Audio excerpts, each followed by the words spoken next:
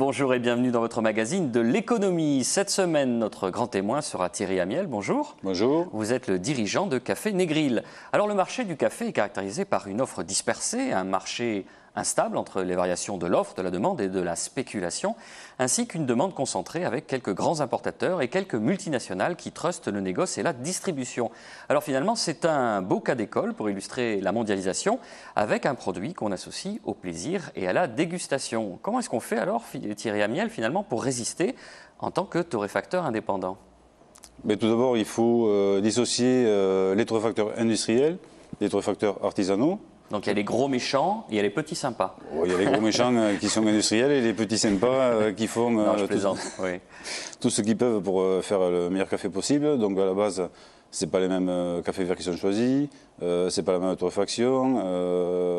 Les fournisseurs, les industriels passent eux directement avec les pays producteurs, ils achètent des containers entiers, alors que nous, on passe par des petits importateurs qui sélectionnent pour nous des qualités de café, voire des micro-lots. Aujourd'hui, il est possible d'acheter juste 10 ou 15 sacs de 60 kg d'une petite coopérative quelque part au fin fond de la Colombie. Tout à fait. Alors si je comprends bien, donc, il y a des grandes autoroutes, et vous prenez les petites départementales, presque les chemins vicinaux pour arriver à votre but.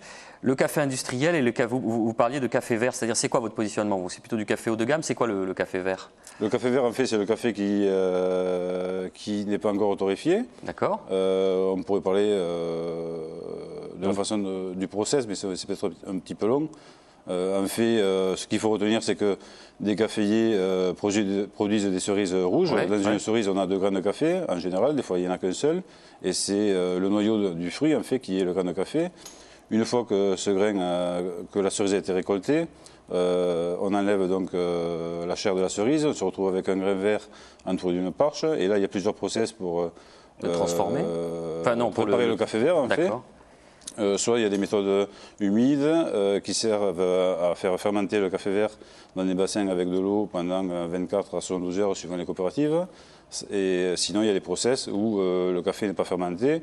On appelle ça soit des cafés par voie sèche, soit des cafés par voie humide. Donc, quelque part, ça c'est le processus industriel. Non, c'est le processus des coopératives.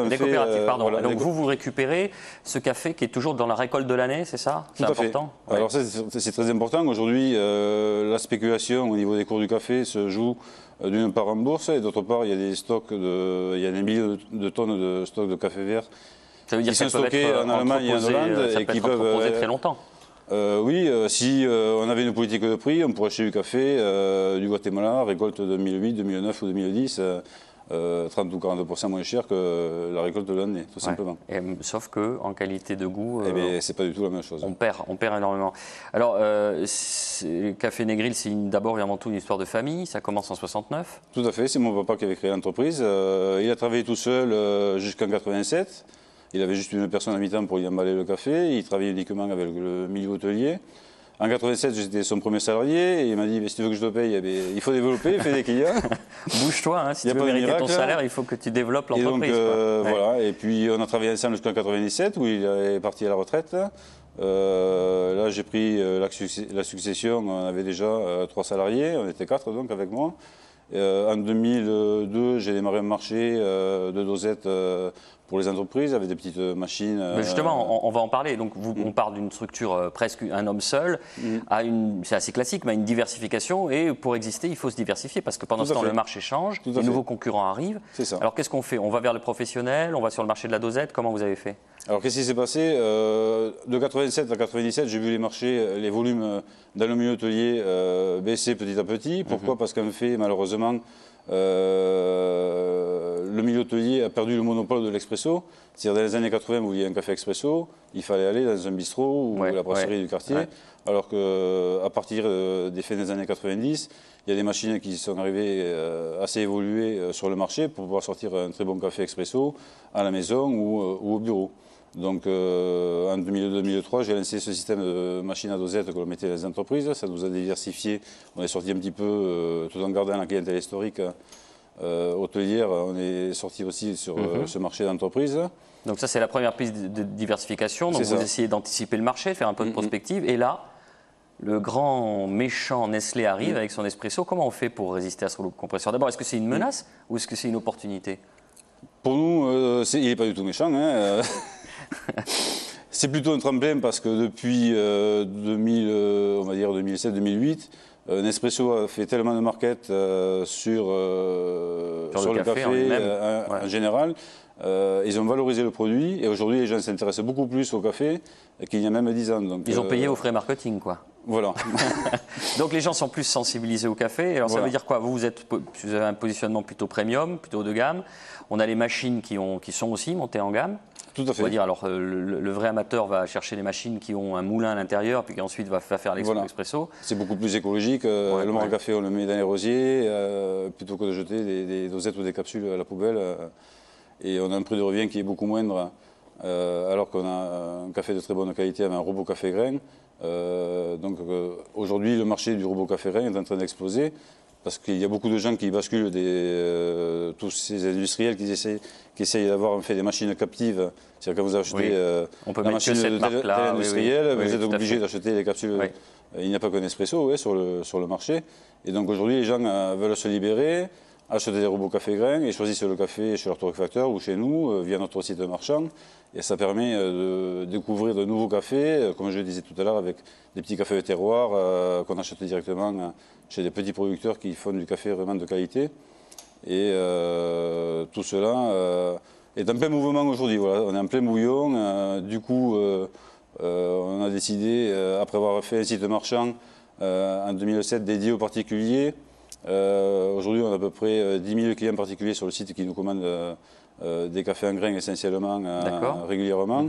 Et aujourd'hui on bascule sur un nouveau projet, on ouvre une boutique physique à Balma en face de la Poste où on pourra faire déguster à tous nos clients et à tous nos visiteurs toute notre gamme de café. C'est un showroom. C'est un showroom, voilà. Et ça, vous n'auriez pas pu le faire si Nespresso n'était pas arrivé pour sensibiliser les gens au fait que le café, ça peut être un produit haut de gamme, un produit... Tout à fait. C'est ce que je dis aussi à mes fournisseurs de robots café grain. S'il n'y avait pas eu Nespresso, on vendrait beaucoup moins de robots café grain. Mais est-ce que on n'est pas... Comment on fait pour échapper aux fourches codines de Nespresso? On est quand même obligé de faire des dosettes compatibles, non? Pour avoir un segment du marché où vous, justement, votre positionnement haut de gamme, vous n'avez pas besoin de... On a cédé au chant des sirènes, comme on dit. On fait des capsules compatibles depuis quelques mois. Mais c'est vrai qu'on n'a pas la clientèle. Ça démarre tout doucement, mais les clients qui viennent nous voir, justement, ils en ont marre d'être captifs chez un industriel. On peut donner un ordre d'idée de prix, par exemple. C'est quoi le prix de revient pour une capsule chez un industriel et à combien ça peut revenir pour un café supérieur chez un torréfacteur indépendant? Alors en fait, ce qui se passe, c'est qu'aujourd'hui, les gens qui achètent des capsules ne raisonnent plus à un paquet de café de kilo, etc. C'est ça qui a été malin, marketingement parlant. Voilà. Eux, ils raisonnent en budget café. Donc ils achètent 50 €, 80 €, 100 €, 150 € de capsules ou de dosettes par mois. Et ils se disent, si je passe avec du café grain de qualité, je vais réduire mon budget par 3. Donc, d'accord, à ce point. Et oui. Et qualitativement, parce qu'en gros, une dosette coûte entre 35 et 40 centimes, une capsule.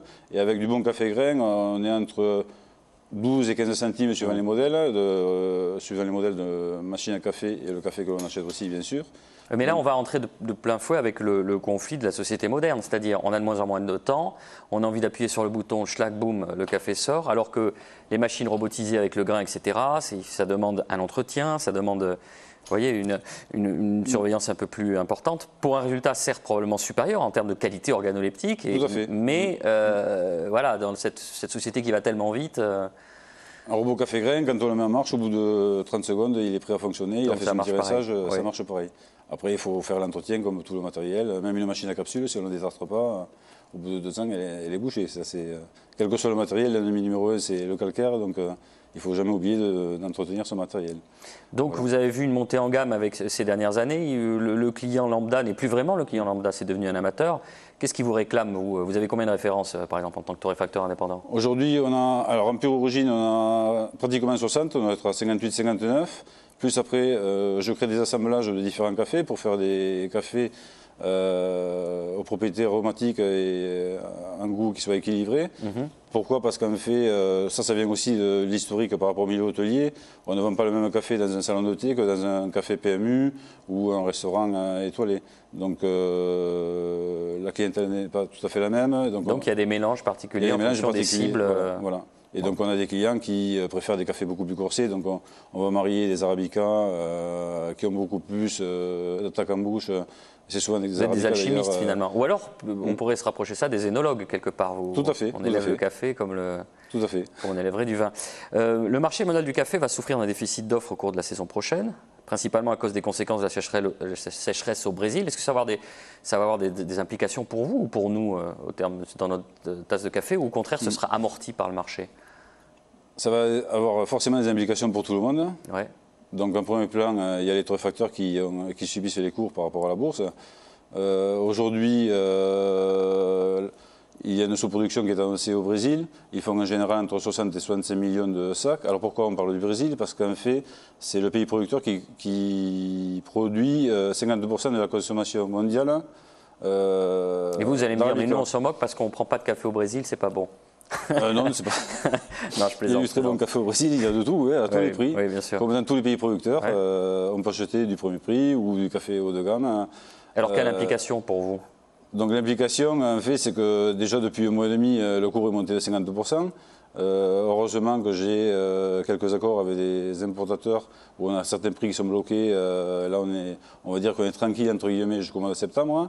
Mais on ne s'attend pas à des miracles. À un moment donné, il va falloir qu'on passe au tiroir caisse et encore subir l'augmentation. Et si on peut en absorber une partie, on le fera, mais forcément, on sera peut-être à un moment donné obligé d'augmenter nos tarifs de vente. Alors, selon vous, on va prendre un petit peu de distance, est-ce qu'il faudrait revenir à une régulation du marché du café? La question est compliquée. Eh oui. Et en plus, il nous reste très peu de temps pour finir l'émission. Oui. Alors, c'est toujours pareil, c'est toujours un peu. Alors, en trois mots, un problème très complexe. Non, je plaisante. Oui, là. Comme ça, je ne sais pas.